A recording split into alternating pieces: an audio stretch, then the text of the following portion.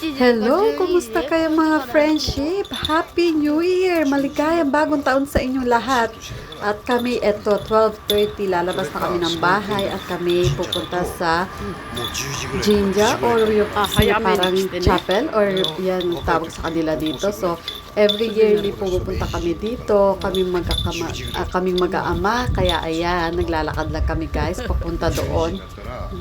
At buti na lang hindi masyadong malamig today. Noong nakaraan na taon, so guys, ang lamig-lamig talaga, lakas pa ng hangin. Happy New Year, Pero ngayon, Sky! hindi masyadong malamig, kaya magana kami Pupunta na kami sa doon ng Jinja. buong pamilya. Kaming apat lang. First.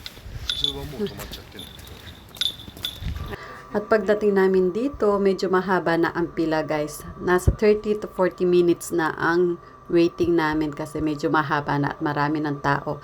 Pero mas marami nung nakaraan, medyo mahaba as in super haba talaga. Pero today, medyo late na kasi kami dumating.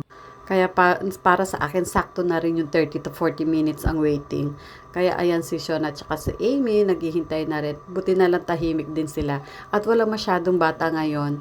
At dito guys, papakita ko sa inyo yung may, parang bonfire. Doon sinusunog yung mga, yung mga umamori na tinapon natin kaninang umaga.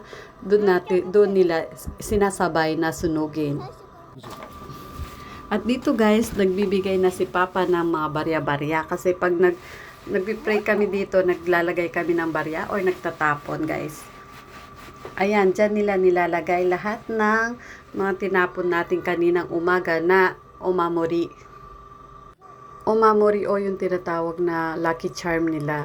Ayan, nagpipray na kami dyan. Patapos na rin kami dyan guys. At pagkatapos namin dito, bumili lang kami ng lucky charm ulit para next year.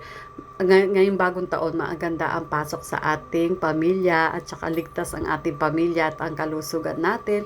Yun lang naman ang ginagawa namin dito every year. Napaka-solemn at saka napakatahimik. Thank you for watching guys!